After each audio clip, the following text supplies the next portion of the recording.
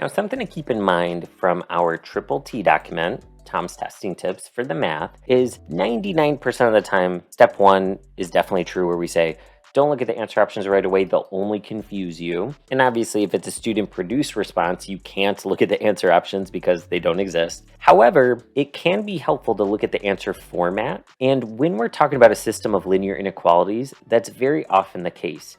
Because notice, if we just look at each of the answer options, we see that there's no difference among the answer choices as far as the two linear inequalities go regarding the slope and y-intercept of each one. The only differences have to do with the linear inequality symbols. So to determine which one's correct, we just need to look at which direction the shading is in. So notice for this line, which has a y-intercept at -1, in other words, that's referring to the first inequality in each of these examples. Notice that the shading is above the line, right? Technically, it would be here as well, but they're showing the intersection of the two. But the idea is it's above the line, which connects to or correlates with a greater than concept. So which of these can we eliminate? Well, C and D both have less than or equal to, so we could eliminate those options. And now we're down to A and B. Well, the difference between the two is that in option A, we see greater than or equal to